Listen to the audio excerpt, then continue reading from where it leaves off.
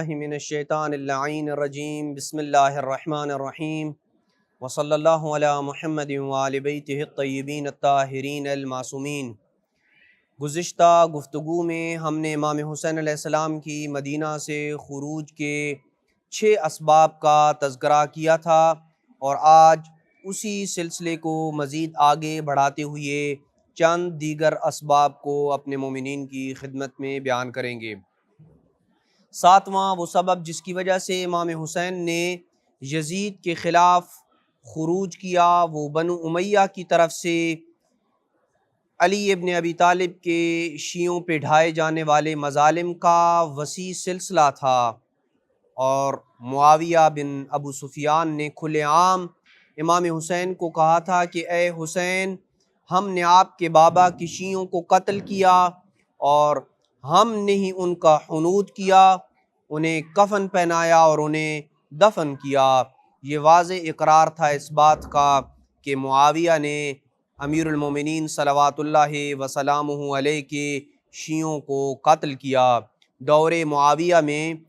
شیعان علی ابن ابی طالب پہ ڈھائے جانے والے مظالم کی اگر فہرست تیار کی جائے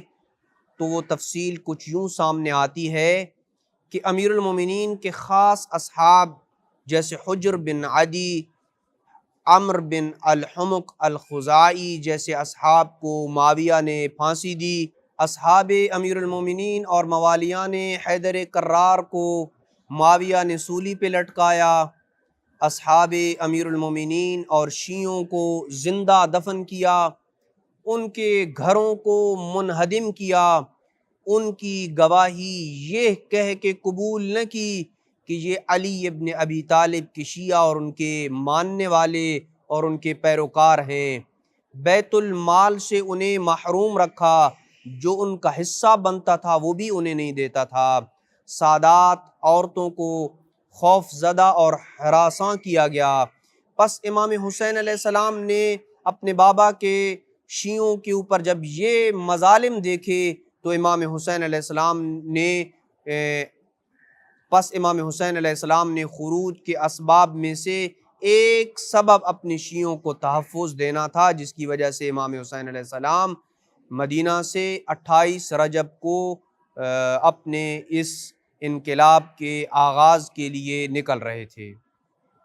8واں وہ سبب جو امام حسین علیہ السلام کے عالمگیر انقلاب کا سبب بنا، وہ یہ کہ بنو امیہ کی حکومت نے اہل بیت کے ذکر اور ان کے فضائل و مناقب کو مٹانے کی بھرپور کوشش کر رکھی تھی، اور حاکم شام اپنے ان مقاصد کے حصول کے لیے ہر طرح کے ہتھ کنڈے استعمال کر چکا تھا۔ اہل بیت کی شان کو کم کرنے کے لیے جھوٹی روایات گھڑیں، علی ابن ابی طالب کے بغض پہ بچوں کی تربیت دینے کے لیے اس وقت کے میڈیا کا بھرپور استعمال کیا گیا۔ جو علی ابن ابی طالب اور ان کی اولاد کے مناقب کو بیان کرتا اسے کڑی سے کڑی سزا دی جاتی۔ جمعہ کے خطبوں میں رسمی طور پر علی ابن ابی طالب پہ سب و شتم کی جاتی، اور جب امام حسین علیہ السلام مدینہ سے مکہ آئے تو مکہ میں ایک سیاسی کانفرنس کا انعقاد کیا اور تمام مسلمانوں کو اس بات سے آگاہ کیا کہ حاکم شام ان خطرناک امور کی بنیاد رکھ چکا ہے، یعنی امام علیہ السلام کے ذکر کو، اہل بیت علیہ السلام کی شان کو مٹانے جیسے اقدام کو رکھ کے دنیا سے چلا گیا ہے، اور وہ اہل بیت کا ذکر مٹانا چاہتے ہیں۔ اور امام حسین علیہ السلام موت کی تمنا کرتے تھے، اور موت کو گلے لگانا حسین ابن علی کے لیے آسان تھا اس بات کے لیے کہ وہ اپنے کانوں سے منبر پر اپنے بابا کو سب و شتم سن سکیں۔ امام علیہ السلام ہرگز اپنے بابا کے متعلق سب و شتم کو نہ سن سکتے تھے، پس وہ یہ تمنا کرتے تھے کہ میں موت کو گلے لگانا زیادہ پسند کرتا ہوں اس بات سے کہ میں اپنے کانوں سے اپنے بابا کے اوپر سب و شتم کو سنوں۔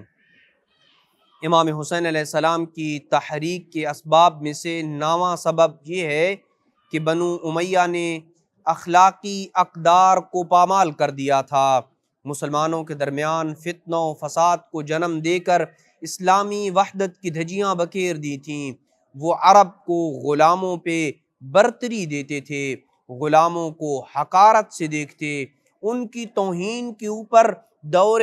امیر شام میں مستقل کتابیں لکھی گئیں۔ ہر شخص کی آزادی کو سلب کر لیا گیا تھا اور کوئی شخص آزادی سے اپنے حقوق کا قطعاً مطالبہ ہی نہیں کر سکتا تھا۔ پس انہی اخلاقی قدروں کو دوبارہ زندہ کرنے کے لیے امام حسین علیہ السلام نے اپنے انقلاب کی بنیاد رکھی، اور اخلاقی کمزوریاں اس حد تک پہنچ گئی تھیں کہ جھوٹ عام ہو چکا تھا۔ جب لشکر یزید نے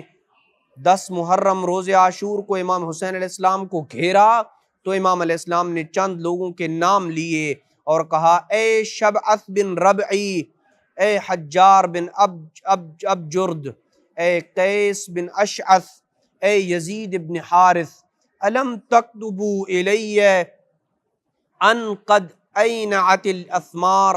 کیا تم نے مجھے خط نہ لکھے تھے؟ مولا زمین زرخیز ہے اور پھل پک چکے ہیں اور تیار لشکر آپ کی خدمت میں حاضر ہے۔ لیکن امام کے اس سوال کے جواب میں انہوں نے بڑی جرت سے جھوٹ بولا اور کہا،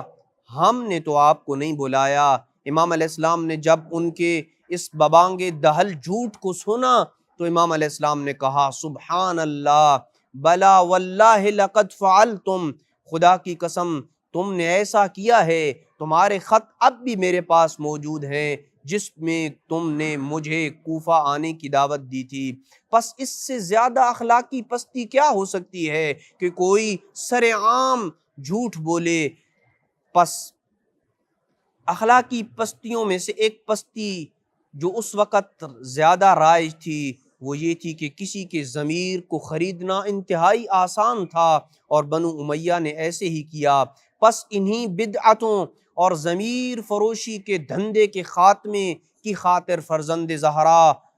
نے کوچ کیا، اور اہل بصرہ کو خط میں امام علیہ السلام نے لکھا تھا، فَإِنَّ السُّنَّةَ قَدْ أُمِيتَتْ وَالْبِدْعَةُ قَدْ أُحْيَتْ، سنت رسول کا گلا گھونٹ دیا گیا ہے اور بدعت کو دوبارہ زندہ کر دیا گیا ہے۔ ضمیر فروشی کے کالے دھندے کو یوں امام علیہ السلام نے بیان کیا، الا وَإِنَّ الدَّعِيَّ ابْنَ دَعِيَّ قَدْ رَكَزَ بَيْنَ اثْنَيْنِ بین السلۃ والذلہ، یزید ابن معاویہ نے مجھے دو چیزوں کے درمیان لا کھڑا کیا ہے، یا تلوار کی دھار سے اپنا سر کٹوا دوں یا ذلت کا طوق پہن لوں۔ ہے ہاتھ من الذلہ، خاندان عصمت و طہارت تلوار سے اپنی گردن کٹوا سکتے ہیں لیکن وہ ذلت کا طوق نہیں پہن سکتے۔ یأبی اللہ لنا ذلک ورسولہ، اللہ اور اس کے رسول کو یہ پسند نہیں کہ اہل بیت ذلت اور رسوائی کا طوق پہنے۔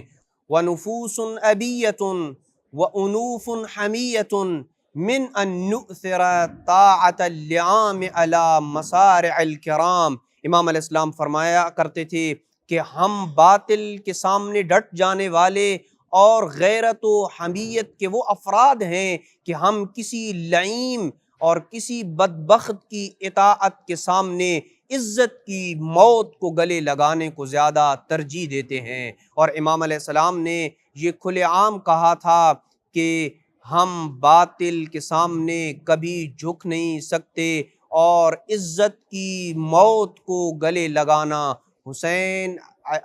ابن علی اسے اپنی سعادت سمجھتا ہے۔ دعا ہے کہ خداوند عالم کی ذات ہمیں امام حسین علیہ السلام کے ان اسباب کو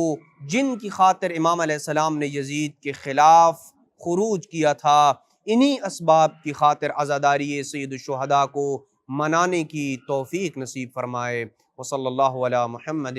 وآل بیتہ الطیبین الطاہرین المعصومین۔